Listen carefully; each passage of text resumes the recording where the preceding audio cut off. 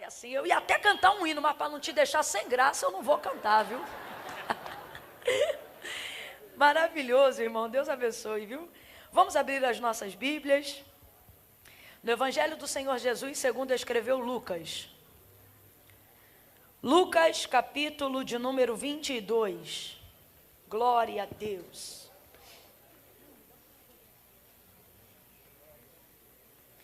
Evangelho do Senhor Jesus, segundo escreveu Lucas, capítulo 22, em homenagem às 22 cidades que estão aqui hoje. Oh, meu Deus. Obrigada, irmão André. Glória a Deus. Você vai orando aí por mim, irmãos. Eu estou com uma dor de cabeça tão elevada, tão elevada. Está repreendido em nome de Jesus, né? Sabe aquela dor de cabeça que tenta desnortear a gente? De tanta dor de cabeça que é? Mas vai sair em nome de Jesus, você crê? Tem que sair, porque senão a gente fica tão atordoado, que se não vigiar a gente chama Jesus de Genésio. Mas Jesus é Jesus.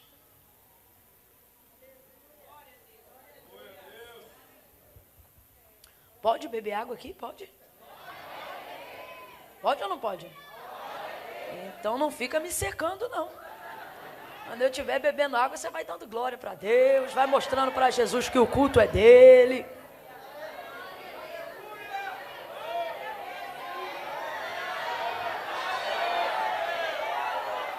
Eita, glória! É isso.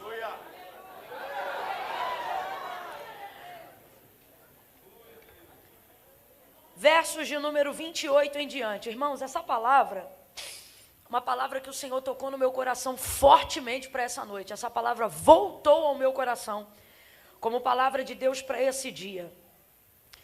E já há tanto tempo que eu não debruçava sobre ela que eu pedi a Deus confirmação. Dizia, Deus, confirma se essa é a palavra. E quando o pastor Daniel aqui no ofertório falou sobre o grão, né? Que você planta um e nasce 30, 40, 60, até 100 por um. Eu entendi a perfeição da confirmação da palavra de Deus. Deus é fiel. O Senhor está falando conosco nesta noite. Lucas 22, versos 28 em diante. Quem achou, diga amém.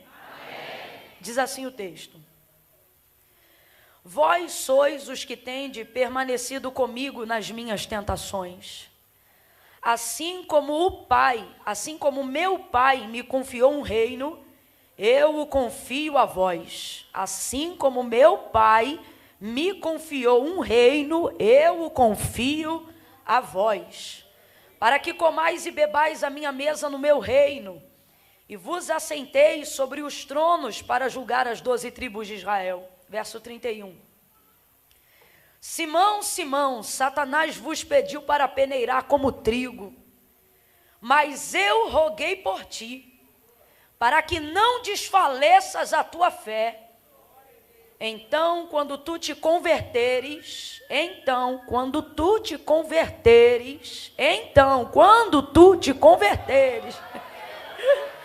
fortalece os teus irmãos. E respondeu-lhe Pedro, Senhor, estou pronto. Pedro disse o quê, gente? Estou? O Senhor tinha acabado de dizer, quando você se converter. E ele respondeu dizendo, Senhor, eu estou? Só Deus, né? Eu estou pronto para ir contigo para a prisão e até a morte. E tornou Jesus a dizer, digo-te, Pedro, que não cantará hoje o galo antes que 3 vezes tu negues que me conhece. Somente até aqui, você diga amém por essa palavra. Amém. Ainda antes de tomar assento, de pé como nós estamos. No 3, você vai olhar para quem está ao seu lado e vai liberar uma palavra de ordem profética sobre a vida dessa pessoa, tá? No 3, você vai virar para ela e vai dizer para ela desse jeito, você vai convencê-la. Você vai dizer assim, você é trigo. Calma que eu não contei até 3 ainda. No 3. Também já vi que você é ansioso. No 3, você vai olhar e vai dizer, você é trigo. Ouviu? Trigo. Você vai dizer isso para ele, ouviu? Trigo. É um, é dois, é três. Diga aí. Você é trigo. Ouviu? Trigo. Você é trigo. Amém? Senta dando glória a Deus aí. Ô glória, vou te dar mais uma chance. Senta dando glória a Deus. Ô glória, aleluia. Glória a Jesus, glória a Jesus. Glória a Deus. Deixa eu ler para você, sentado aí como você está, Mateus capítulo 13, versículo 24 em diante. Olha o que diz o texto. Jesus propôs-lhe outra parábola, dizendo: o reino dos céus é semelhante ao homem que semeia a boa semente no seu campo. Mas enquanto os homens dormiam, veio o seu inimigo e semeou o joio no meio do trigo, e retirou-se. Quando a erva cresceu e frutificou, apareceu também o joio. Então, indo ter com ele os servos do pai de família, lhe disseram: Senhor, tu não semeaste a boa semente no teu campo? Como então agora está cheio de joio? E respondeu-lhe ele: um inimigo foi quem fez isso. E disseram-lhe os servos: queres que vamos lá e arranquemo-lo? Porém ele disse: não. Porém ele disse o que, gente? Não. Ele disse o que, gente? Não. Os servos foram lá, viram que o campo estava cheio de joio, perguntou: Senhor, o que houve aqui? O Senhor não plantou só a boa semente? O Senhor quer que nós vamos lá e arranquemos agora o joio? E aí o Senhor respondeu o que, gente? Não. Eu quero que você grave muito bem isso. O Senhor, o dono do campo, respondeu o quê? Não, não arranque, não arranque. Não é para arrancar. Não arranque, não arranque. O inimigo fez isso, não arranque. Porque senão, para que ao colher o joio, vocês não arranquem também com ele o trigo. Deixai crescer ambos juntos até o dia da ceifa. E então direi aos ceifeiros: colhei primeiro o joio, atai-o em molhos para o queimar, e então colhei o trigo e recolhei-o no meu celeiro. Então veja, é o próprio Jesus que está propondo uma parábola para que os seus servos identifiquem de que forma é comparada a vida do homem no reino dos céus. Eu digo isso porque o tema é felizes, né? Continua. Porque deles é o reino dos céus. Aí Jesus vai propor uma parábola, não só essa. No capítulo 13 de Mateus, ele vai sair propondo uma atrás da outra, várias, a fim de fazer não só com que os seus discípulos, mas a multidão que o seguia, compreendesse o que é a manifestação do reino de Deus, o que é o reino de Deus, de que forma esse reino pode ser compreendido, e não só compreendido, mas vivido por nós, porque ele não espera que nós venhamos compreender a manifestação desse reino só naquele grande dia, quando fomos arrebatados, ou quando ele vier buscar a sua igreja. Não, ele quer a compreensão da manifestação desse reino aqui na terra. Por isso a oração do Pai Nosso, aquela que Jesus ensinou aos seus discípulos, ela não dizia que nós venhamos ir ao teu reino, mas ela dizia que venha o teu reino a nós, aqui na terra. Pai Nosso que está no céu, santificado seja o teu nome, venha o teu reino. Então não é para aqui subir, é para lá descer sobre nós. E aí, então ele vem fazendo os seus discípulos terem a compreensão de como é que esse reino se manifesta aqui na terra. E é necessário essa compreensão para você entender que não são anjos que vão manifestar o reino de Deus aqui na terra, não são apenas pessoas de poder ou de cargo eclesiástico que têm autoridade para manifestar o seu reino aqui na terra, mas são todos aqueles que foram chamados e foram feitos filhos de Deus. Receberam também com ele autoridade, ao serem feitos filhos de Deus, também de manifestar o seu reino aqui na terra. Quando Jesus envia os seus 12 discípulos, antes de ser entregue à cruz do Calvário, antes da ressurreição, e depois dando continuidade em Atos dos Apóstolos, capítulo 1, verso 8, quando ele é assunto aos céus, ou seja, quando ele em carne não vai mais estar com a sua igreja aqui, antes de tudo isso ele já vai delegar poder aos seus. Ele vai dizer assim: eu vos dou o poder. E que poder é esse que o Senhor delegou aos seus? Um poder que só aqueles que estão constituídos do reino de Deus têm autoridade para manifestar. Então aqui você já começa a compreender que não é só conhecer o nome de Jesus, mas é ter autoridade para no seu nome manifestar o seu poder. Foi isso que ele disse aos seus discípulos: vocês se maravilham com aquilo que eu faço, mas em meu nome vocês farão coisas muito maiores. Aí ele vai dizer aos seus discípulos que lhes dá autoridade, porque a autoridade é direito de exercer poder. E o que é poder? Direito de exercer autoridade. Então, quando Jesus disse aos seus discípulos, antes de ir para a cruz, antes de ressuscitar e antes de ser assunto aos céus, quando ele disse, eu vos dou poder, ele está dizendo, e eu vos dou autoridade. A autoridade para quê? Para usar esse poder. A autoridade para manifestar esse poder. Então, quando a gente diz felizes, felizes é quem tem direito de usar autoridade. Felizes, o que o salmista disse? Ele disse assim, como são felizes os que temem o teu nome. Aleluia. O que ele está dizendo? Ele está dizendo como é bom você caminhar em segurança, como é bom você ser representante de um reino sempre eterno. Quando você está em algum outro país, quando você está fora da sua cidadania e você acha a sua embaixada, isso te dá um alívio tão grande, irmão. Você sabe que você está seguro. Quando eu tenho a oportunidade, o Senhor me leva para uma outra nação. Quando eu chego naquela nação, logo que eu piso em solo, no território estrangeiro, a primeira coisa que sobe no meu celular é uma notificação com o número da embaixada. Quem aqui já viajou para fora sabe qualquer operadora, independente da operadora. Quando você pisa numa nação estrangeira, a primeira notificação de mensagens que sobem lá é a notificação do seu código. Eles te dão um número e te dão o número da embaixada, dizendo, qualquer coisa que aconteça, resumindo, você vai ligar para esse número, é o número da sua embaixada aqui nessa nação, e você vai dar esse código aqui, é o número. O que é aquele código? Aquele código vai te dar acesso para você ser reconhecido na embaixada como alguém daquela nação, da sua nação, numa embaixada distante. Então veja, é isso que Jesus está fazendo. Qual é o código? O código é Jesus. Aí olha o que ele diz, e eu vos dou poder. E eu vos dou poder. O que é isso? Eu vos dou autoridade. E aonde? Só aqui em Jerusalém? Não, Judéia, Samaria e até os confins da terra.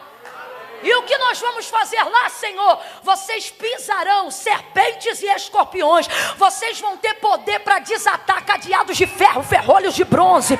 Vocês comerão coisas mortíferas e essas coisas não lhes farão dano algum, porque eu vos dou poder, eu vos dou autoridade. Ele diz assim, vocês chegarão numa nação, numa pátria ou numa cidade e dirão, paz seja convosco. E se vocês forem bem recebidos, a paz que é com vocês, ou seja, a paz da vossa autoridade, vai se assentar sobre aquela cidade, reino ou nação. E se vocês forem mal recebidos, vocês têm autoridade para levar embora a paz que vocês carregam daquela região. Tamanha é a autoridade que eu vos dou, porque ele disse, eu vos dou poder. Poder. E eu vos dou poder, muito poder, irmão, muita autoridade. Agora, essa foi a palavra que ele liberou. E o poder, de fato, veio quando? Atos dos Apóstolos, capítulo 2. Porque o mesmo Jesus que disse, eu vos dou poder, antes de ir embora, disse para ele, portanto, ou seja, uma coisa está ligada à outra. A palavra está sobre vocês e vocês vão receber o cumprimento dela, desde que, ou seja, portanto, ficai em Jerusalém, até que do alto sejais revestidos de poder, até que essa palavra se cumpra. Por quê? Jesus não tem interesse em testemunha que não tenha poder. Todo aquele que manifesta o reino de Deus, ou que deveria manifestar o reino de Deus, se o fizer sem poder, envergonha o reino. Então o que Jesus vai dizer aos seus discípulos?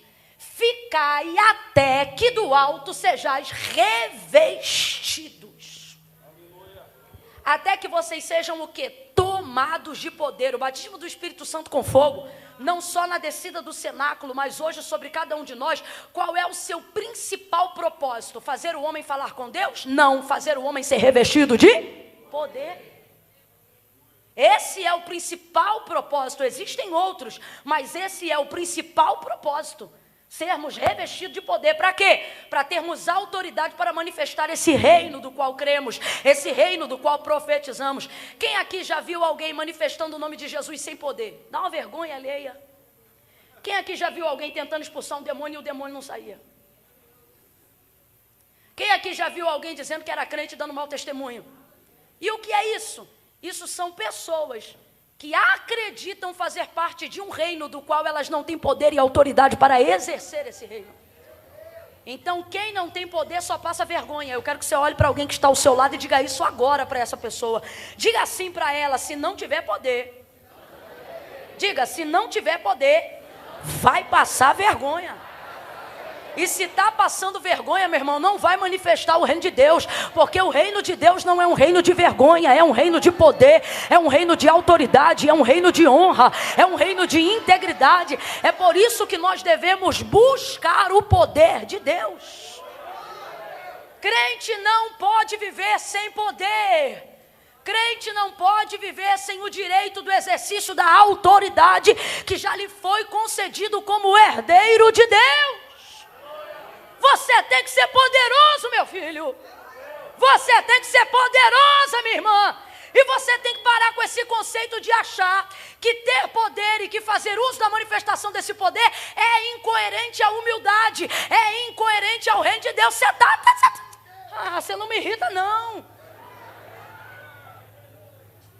Incoerente ao reino de Deus é não ter poder para manifestar o seu reino.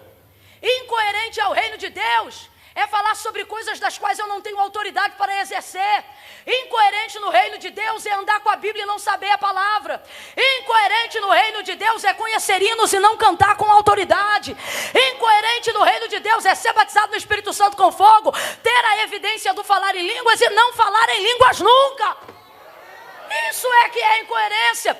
Quando João, revestido de muita autoridade para anunciar o reino de Deus, porque ele dizia: arrependei-vos porque é chegado o reino dos céus, arrependei-vos porque é chegado o reino dos céus. Olha isso, ele era tão poderoso em anunciar e em ser representante oficial daquele que prepara o caminho para a manifestação do reino de Deus aqui na terra, que o povo, vendo ele pregar com tanto poder, começou a achar que ele era o próprio Cristo e o Messias prometido, ao ponto que perguntavam para ele: por quê? Para pensar, o homem pregando no deserto, sem retorno, sem microfone, sem púlpito, sem parede, sem acústica, sem nada. O texto diz que uma multidão enchia o deserto quando João pregava. Meu irmão, uma multidão no deserto não é igual uma multidão dentro da igreja, não. A igreja tem paredes que delimitam a proporção do espaço. No deserto, como é que você enche o deserto?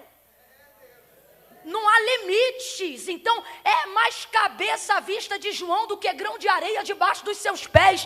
E ele pregava com poder e autoridade. E o culto de João era muito pedagógico, por isso era muito repetitivo. João não tinha mensagens diferentes todo dia. Para você que só quer novidade, você ia odiar o culto de João. O culto de João é extremamente doutrinário. Na segunda ele fala uma coisa, na terça ele fala a mesma coisa que falou na segunda, na quarta ele fala a mesma coisa que falou na segunda e na terça, na quinta ele repete a mensagem, na sexta ele prega a mesma coisa de novo, no sábado ele descansa, no domingo de manhã ele diz de novo: arrependei-vos, arrependei-vos porque é chegado o reino dos céus. A sua mensagem era tão poderosa, complete aí para mim, a sua mensagem era tão... Apesar de ser repetitiva, ela era tão poderosa, que os sacerdotes e fariseus que tinham todo acesso ao templo gostavam de ir ouvir João. Não gostavam do que ele falava, mas ia lá para ouvir toda vez. Este é o poder de quem tem autoridade. Não vão concordar com tudo que você diz, mas vão sempre parar para ouvir quando você fala. Quando você tem autoridade, essa é a diferença. Eles iam lá para ouvir João ministrar. Aí eles pensavam que no culto de João não tinha revelação, né? Culto é só um termo que eu estou usando para a gente entender aqui. E eles diziam, raça de víboras, porque eles pensavam assim na cabeça deles, que esse homem aí todo esquisito, pensa que é para se dirigir a nós dessa maneira. Será que ele não sabe que nós somos filhos de Abraão? E aí o que João dizia? E vocês? Ele só não dava nome, mas ele sabia quem era. Ele dizia, e vocês que estão aí me ouvindo, pensando, quem ele pensa que é para falar com a gente assim? Porque sois filhos de Abraão? Pois fiquem cientes, se vocês não se arrependerem, até dessas pedras Deus suscita filhos a Abraão. Arrependei-vos, porque é chegado o reino dos céus. Produzi, pois, para si. Olha o que ele dizia, produzi, pois, para si. Ele dizia, meu discurso não é duro por causa de mim, não. Meu discurso é duro porque o coração de vocês é duro. Produzam para vocês, ou seja, não é para escape da minha vida, não. O que ele está dizendo? Eu sou livre, eu sou salvo, eu estou no exercício do meu ministério. São vocês que estão endurecidos. Então ele dizia, produzi, pois, para si frutos dignos de arrependimento. Rapaz, o cabra era tão marreta, tão poderoso, tão fogo, tão glória, que começaram a dizer, é ele o Cristo. Só pode ser ele. Quem é que enche o deserto com uma palavra tão dura, tão revestida de poder e autoridade, se não for o Messias? Aí não aguentaram, começaram entre eles, chegaram no ouvido de João. João, fala a verdade pra gente, tu és o Cristo? Aí o texto diz assim, e falou a verdade e não mentiu, dizendo, não o sou. Mas olha o que eu acho lindo em João. Ele não é quem eles pensam que ele é, mas ele sabe direitinho quem ele é. E por que eu estou dizendo isso? Porque ele não demonstra falsa humildade quando dizem o porquê que estão achando que ele é o Cristo. Por que estão achando que ele é o Cristo? Eles dizem assim, porque tu és poderoso. Então, sem medo de errar, diga aí, João Batista era o quê? Poderoso. Fica com medo não, João Batista era o quê? Poderoso. Era poderoso. Aí disseram assim, só pode ser o Cristo. Vocês acham que eu sou o Cristo por quê? Estou resumindo a história. Ora, porque tu és poderoso. Olha como ele responde, mas o que vem após mim, que é nascido antes de mim, porque é primeiro do que eu, ele é mais. Não, eu glorifico ao Senhor que é mais, mas nessa hora aqui, eu não estou glorificando porque o Senhor é mais, Ele o é, sempre será eternamente. Eu estou glorificando aqui pela consciência de João, em dizer assim, sim, eu sou poderoso. E isso não muda um fato, o quê? Que Ele é mais poderoso do que eu. Então olha o que Ele está dizendo, eu tenho consciência de que eu de verdade tenho poder. Porque Ele não diz, eu não sou poderoso, eu sou coitadinho. Ele não diz, não, eu sou um Zé, ninguém é ruim. Ele sabe que Ele é apenas uma voz, mas Ele sabe que é uma voz poderosa. Ele diz assim, aquele que vem após mim, que é nascido antes de mim, porque é maior do que eu, este é mais poderoso que eu. Se ele está usando um hiperlativo para dizer o quão poderoso é Jesus, ele não está usando um diminutivo para dizer o quão menos poderoso é ele. O que ele está dizendo é, vocês estão certos, eu sou poderoso sim, sou poderoso porque ele me deu autoridade para manifestar o seu reino, sou poderoso para que vocês pensem, de certa forma, que eu posso até ser ele, mas na verdade não sou. Isso tudo é para vocês verem que se vocês gostam de mim, imagina ele. Se vocês veem poder em mim, imagina o que vocês verão nele. Olha o que é que ele está dizendo nas entrelinhas, gente. O que ele está dizendo é o seguinte, olha o que ele diz. Aquele que vem após mim, que é nascido antes de mim, porque é maior do que eu, ele vos batizará com fogo. Olha o que ele está dizendo. Eu só vos batizo com água para arrependimento dos vossos pecados, mas ele vos batizará com fogo. O que ele está dizendo? Ele está dizendo, eu batizo vocês para arrependimento, ele batiza vocês para revestimento. Ele vai fazer algo que eu não posso fazer, porque ele é mais poderoso que eu. Agora, reconhecer o quão mais poderoso Jesus é, e sempre será, fez João Batista diminuir o poder que ele sabia que tinha? Fez, gente? Fez não. Poderoso como era, ele disse que eu diminua. Poderoso como era, ele dizia, e ele cresça. Poderoso como era, ele dizia, que ele apareça e eu suma.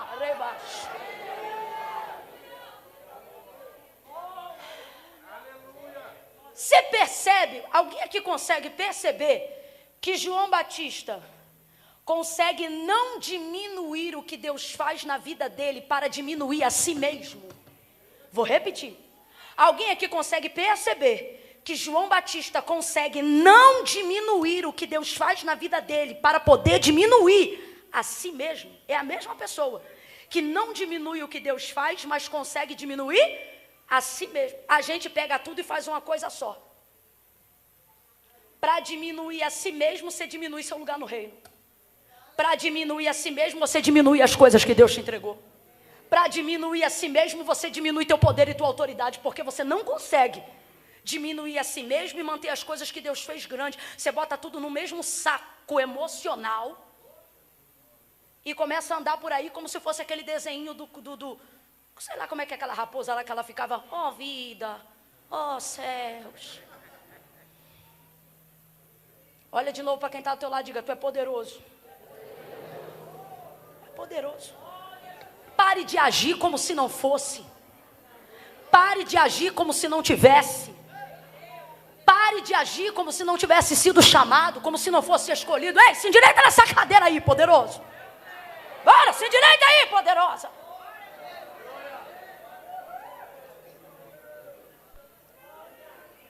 Jesus deu aos seus discípulos poder. E agora na celebração da última ceia, que foi aonde nós lemos aqui nessa noite, ele vai trazer uma lição extremamente, mais uma, esclarecida da manifestação do reino de Deus. E a pessoa que ele vai usar para esclarecer isso definitivamente é a vida de Pedro.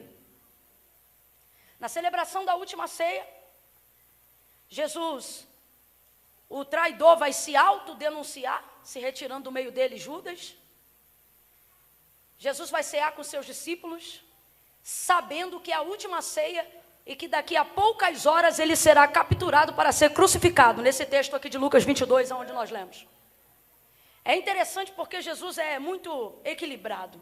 Ele sabe que vai ser preso e vai viver o maior momento de angústia e de dor da sua vida. Mas ainda assim, o texto diz que depois de cear, ele vai puxar um hino, ele vai cantar um hino. Rapaz, se um culto que a gente presta para ele, a gente já sente a sua presença, imagina um culto onde o homenageado também é o dirigente. Aí Jesus vai lá e canta um hino. Para pensar, imagina o que seria Jesus cantando um hino na ceia.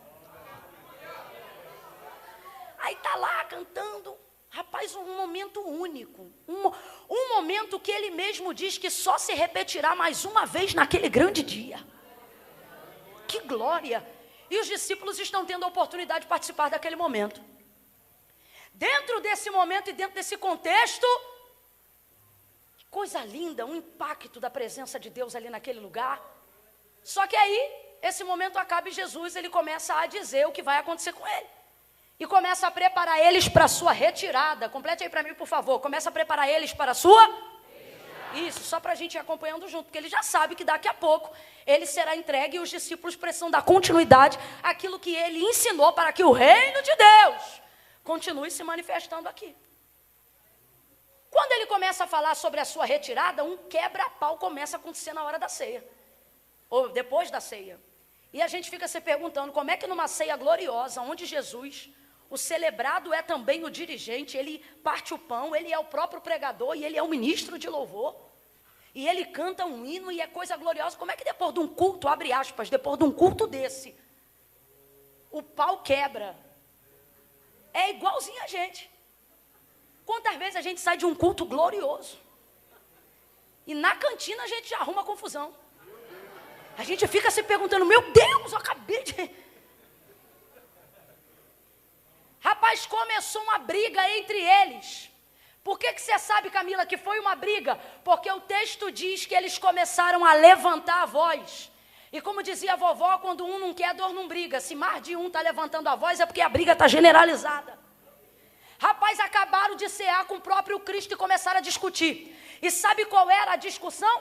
Visto que Jesus estava falando da sua retirada, começaram a discutir para saber quem seria o maior no meio deles. E começou a briga. Quem é que vai liderar depois que ele partir? Quem é que vai cuidar de todo mundo depois que ele for embora? Quem é que vai ser o dirigente? Quem é que vai ser o bambambam? Quem é que vai... Começaram a querer saber quem ia ser o maior. Olha que conversa pífia. Jesus ainda nem se ausentou do meio deles. Mas particularmente eu acho que é isso que Jesus gosta desse determinado tipo de crente. Não é gente que espera Jesus ausentar, é gente que já mostra quem é diante do próprio Jesus. Como quem diz, Jesus, a gente é tudo sequelado mesmo, problemático mesmo. Eu sou sanguíneo, Pedro, o outro é colérico, o outro é fleumático, o João, o senhor sabe, é meio bipolar. Rapaz, eles começaram a brigar, Jesus teve que intervir. Jesus interviu na briga de todos. Complete aí, por favor. Jesus interviu na briga de todos. Porque ninguém briga sozinho. Só que ele advertiu diretamente só um. Quem você acha que começou essa briga? Para ele ter advertido só um, você acha que ele ia advertir só um aleatoriamente? Começou esse quebra-pau para saber quem seria o maior. E Jesus chega e diz assim: vós sois os que tendes permanecido comigo nas minhas tentações. Sabe o que ele está dizendo? Olha o que ele disse, você leu comigo. Assim como meu pai me confiou o reino, eu vou sair daqui depois desse quebra-pau e eu vou dar esse reino. Gente, Jesus é muito crente. Eu vou sair daqui, eu vou pegar o reino que meu pai me deu, eu vou dar para vocês.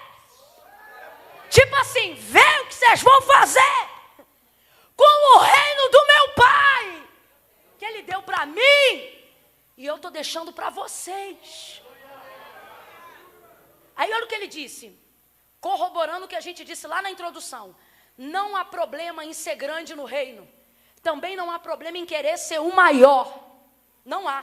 Porque quando eles começaram a brigar para saber quem seria o maior, olha como Jesus acabou com a briga. Ele não disse que era pecado alguém querer ser maior. Ele disse, porque aquele que quiser ser o maior no meu reino. Então o que ele está dizendo? Você pode galgar esse lugar. Você pode desejar essa posição. Só que olha o que ele diz, só não esqueçam que no meu reino não é assim que você vira o maior, brigando por cadeira, brigando por título, brigando por bandeira, brigando... Não. Aí ele diz, no meu reino o maior é o que serve. Tendo dito isso, ele acabou com a discussão. Aí ele disse, vós sois os que tendes permanecido comigo nas minhas tentações. O que Jesus está dizendo? Vocês, eu estou falando aqui, vamos falar rasgado a grosso modo, vocês são vacilão. Ser não vigia. Mas quando a coisa aperta para mim, é vocês que estão comigo desde o início. Jesus exalta mais a fidelidade do que os defeitos. Davi não foi amado do Senhor porque não pecava. Davi foi amado do Senhor porque o reconhecia mesmo quando pecava. Não são os nossos defeitos que nos apartam de Deus, são as nossas hipocrisias em não confessá-los diante dele. Oh, meu Deus do céu. Aí ele diz assim, meu pai me confiou um reino, eu vou confiar esse reino a vós. Como quem diz assim, vocês não podem usar esse tempo fazendo o que vocês estão fazendo agora. Aí tendo dito isso, do nada ele vira para Pedro e diz, Simão, Simão. Chamou ele quantas vezes? 2 vezes. Sabe por que chamou de Simão? Não estou falando com você agora não. Estou falando com essa sua raiz hereditária. Com esse seu Adão que não morre. Chamou ele 2 vezes porque era necessário despertamento. Abre a tua boca para você ser despertado também e complete aí, por favor. Era necessário despertamento. Despertamento. 2 vezes. Despertamento. Lembra quando Moisés estava indo ao Santíssimo da Sarça? O que o Senhor disse para ele? Moisés, Moisés, 2 vezes. Despertamento. Lembra quando Marta estava distraída? Lembra nos afazeres? Marta, Marta, despertamento. Lembra quando ele encontrou Saulo no caminho de Damasco? Ele não disse Saulo, ele disse Saulo, Saulo. Despertamento, como quem diz, pare de achar que você está fazendo a coisa certa, fazendo a coisa errada. Chamou ele 2 vezes e agora chamou na raiz de seu nome, Simão, Simão. Por quê? Porque todo mundo tem um nome que Deus deu e tem uma raiz. Jacó, antes de ser Israel, era Jacó. Sarai era Sarai antes de ser Sara. Abrão antes de ser Abraão. Jacó antes de ser Israel. E Pedro, quando o Senhor o advertia, Simão, sabe o que ele está dizendo? Não estou falando com o discípulo que anda comigo, não. Estou falando com o rebelde caído que mora dentro de você. Com esse que de tempo em tempo se manifesta contra a vontade de Deus na sua vida. Com aquele que Paulo disse ao escrever a carta aos Romanos, quando ele disse: miserável homem que sou, quem me livrará do corpo desta morte? Porque o querer bem está em mim, mas ocorre que todas as vezes que vou efetuá-lo, encontro outra lei, isto é, nos membros da minha carne, que opera contra o querer bem que está em mim, de modo que o bem que quero fazer não faço, mas o mal que eu não quero, esse faço. Miserável homem que sou, quem me livrará do corpo desta morte? Aí agora, no meio daquela discussão, Jesus vira para Pedro e diz: Simão, Satanás te pediu a tua vida, quer te cirandar. O que é isso? Peneirar como trigo. Mas eu roguei ao Pai por ti, para que não desfaleças a sua fé. Dá uma pausa nisso aqui, presta atenção. Lugar de trigo é na peneira, para você não esquecer nunca mais, complete aí. Lugar de trigo é onde? Lugar de trigo é onde? Então por que Satanás, ao querer peneirar Pedro, que é trigo, Deus interpela? Por que Jesus não deixa ele ir? Porque ele pode ser um vacilão, mas o texto é claro, não pediu para se andar como joio, porque o diabo sabe, você é trigo. É a boa semente que foi semeada, é a semente que representa a humanidade no reino dos céus. Agora, visto que é trigo, por que o Senhor interpelou e não deixou ele para a peneira, se o lugar do trigo é na peneira? Só que o lugar do trigo que é na peneira é o trigo maduro. Deixa eu te explicar como é que é o crescimento do trigo. O trigo, ele cresce dentro daquela gominha que a gente chama de espiga. Quem já viu um galinho de trigo aqui? Nem na ceia, você viu? Já viu? Na decoração? Vou perguntar de novo. Quem já viu um galinho de trigo? Pronto. Aquelas gominhas pequenininhas escondem a semente do trigo. Nós chamamos elas de espiga. Você pega uma semente, planta ela. Por isso que ele diz: nela cresce 30, 60 e até 100, porque uma semente tem o poder de dar até 3 espigas, tendo cada uma 30 sementes. 3 carreirinhas daquela de 3, você pode contar. Se ela for fraca, ela dá 30. Se ela for um pouquinho melhor, ela dá 60. Se ela for boa, ela nasce 3 ramos de espiga em um único galho de trigo. É por isso que o trigo só perde para a soja até hoje. Porque a soja pode ser geneticamente mexida para ser acelerado o seu crescimento. Mas o trigo, organicamente falando, é a maior semente exportada do mundo até hoje. Países têm a sua determinação do PIB, como o Brasil, por causa do trigo. Nós somos entre os 3 maiores exportadores de trigo do mundo. A cada 5 pratos de refeições servidos no mundo, 3 é brasileiro. Se eu fosse você, eu tinha dado glória a Deus por ser brasileiro. No mundo. Porque ela cresce muito rápido, ela dá um resultado de 100 dias. Então escute isso. Quando ela está madura, você colhe ela, craquela aquela espiga, e na agricultura de Israel naqueles dias, ela era colhida da seguinte forma. E por que eu estou falando naqueles dias? Porque é nos dias que Jesus está usando o exemplo para comparar o reino dos céus e para comparar a vida de Pedro, dentro do reino. Aí o que acontece? Quando a semente está madura, você colhe ela, colhe aquele galinho, craquela aquela espiga, e no último processo de retirada da casca, bota ela na peneira. Vou te explicar o que é craquelar. Quem aqui já teve um cantinho da cutícula em pé, duro, ou um pedacinho da unha que saiu e agarra na roupa? É o que faz com a espiga do milho, do trigo. Você craquela ela. Quando ela fica craquelada, igual a sua cutícula e a sua unha puxa fio, é o que a peneira faz na espiga. Quando agarra aquele fiozinho que foi craquelado na peneira, ela rasga a casca e só fica a semente. Vamos lá, ela rasga a casca e só fica a semente. Quem faz a separação de casca e de semente é a peneira. trigo maduro, para você não esquecer. Pega o trigo maduro. Depois de craquelar, bota ele na peneira e vambora peneirar. Ó. Quem aqui já pegou uma peneira aí na vida, já peneirou 1/2 metro de terra? Nunca peneirou não, minha filha? Ó, você bota aqui. Tem gente que, como eu, não está acostumado, é só aquela peneirinha. Agora tem um povo abusado, eles jogam aqui, pega aqui. Vai peneirando, aí vai arrancando a casca. Como é que a casca sai? Não precisa descascar, olha o que acontece. Quando o agricultor está peneirando aqui, ó, a espiga do trigo, quando ele joga para o alto, na cultura de Israel, os maiores cultivadores de trigo, isso que eu estou falando aqui é livro de história com H, você pode ler que você vai ver. Faziam a colheita do trigo onde soprava o vento no oeste da cidade. Que vento é esse? É literalmente onde o vento faz a curva. Significa que é onde o vento soprava mais forte.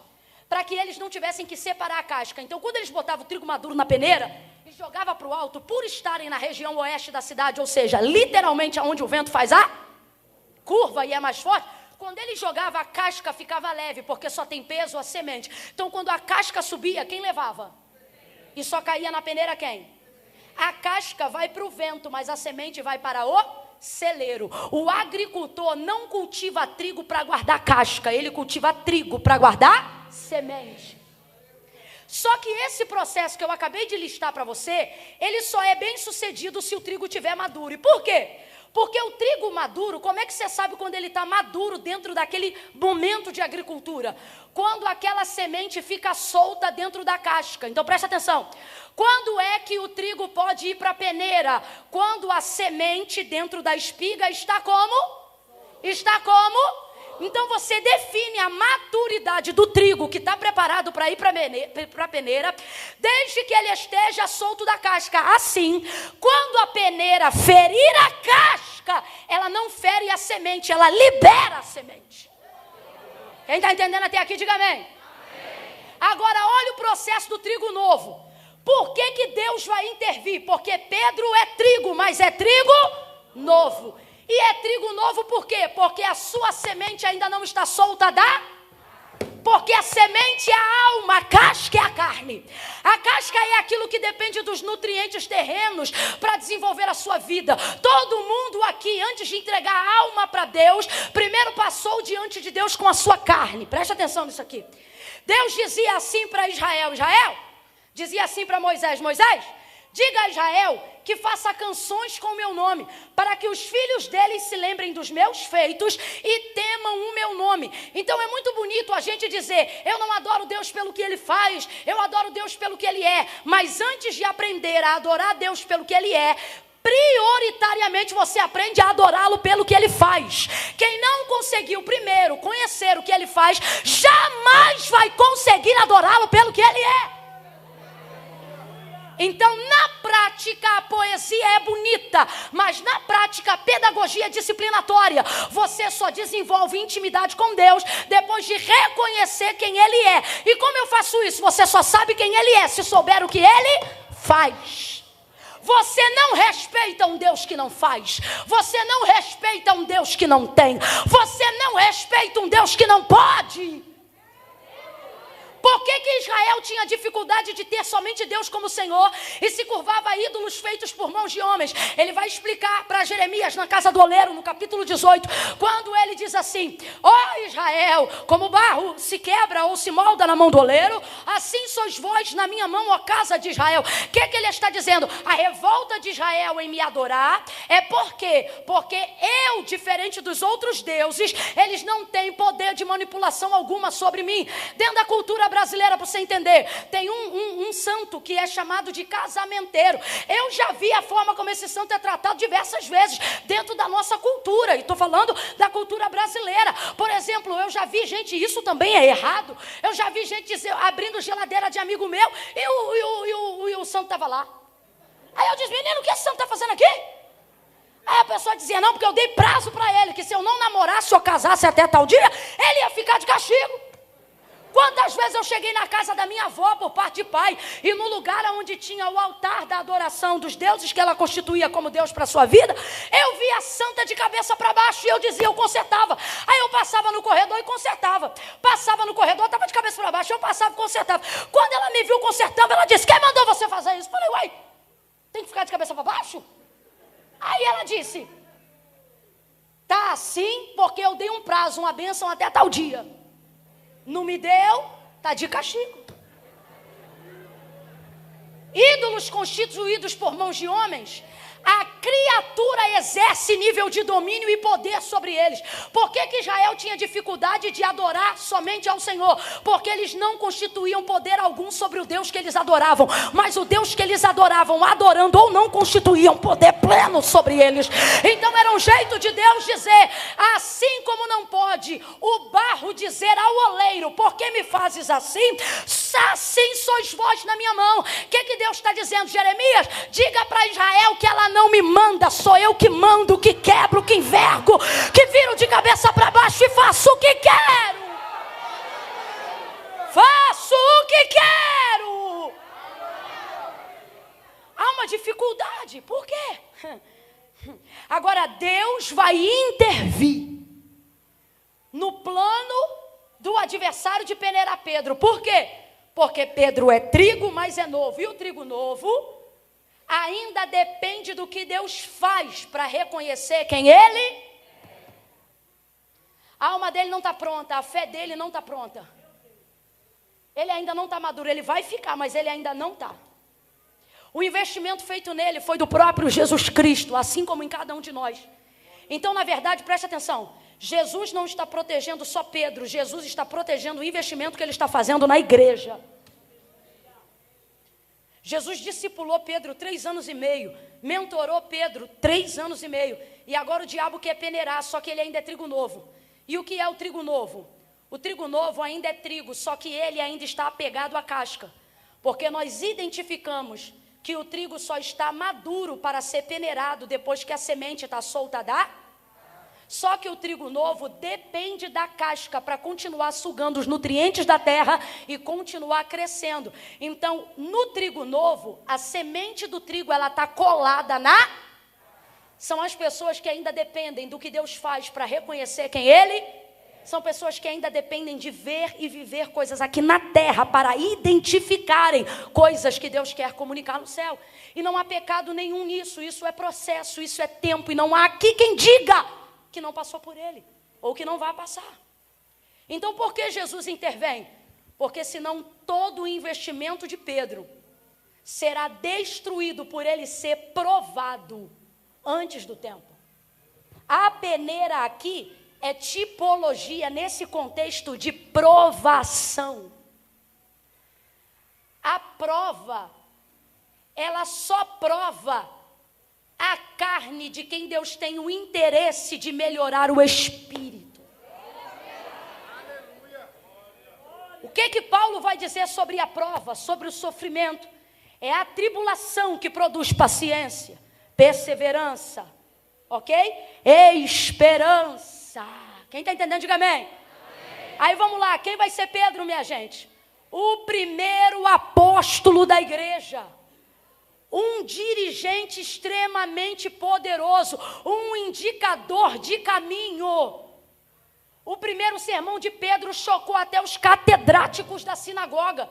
Olhavam para ele revestido de poder e diziam, não é esse o pescador, aquele analfabeto? Mas no primeiro sermão dele, 3.000 almas convictas, presta atenção, não é alma sofrida igual a nossa apenas não, não é alma dentro de uma cultura que luta por um salário mínimo não, é alma de gente que não tem religião, porque a cultura ou a religião, abre aspas, do judeu, é étnica. O que isso significa? Significa que em tese ele não se converte, porque ele adora o Deus correto, desde que o mundo é mundo e desde que Deus é Deus. Então para você convencer um camarada desse, não basta ter letra, tem que ter poder, porque letra eles têm. E o texto diz que no primeiro sermão de Pedro, foram mais de 3.000 judeus reconhecendo que Jesus é o Filho de Deus.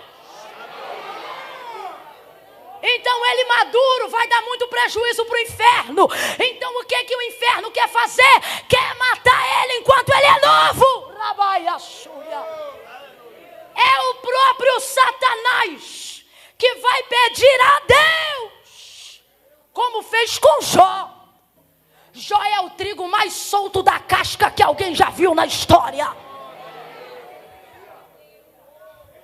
Olha o abusado do Satanás, pensando que Jó não estava pronto, dizendo, ele te serve porque tu abençoa ele de balde.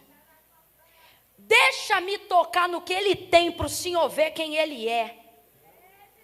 O que Satanás está dizendo? Ele só é quem ele é por causa do que ele tem.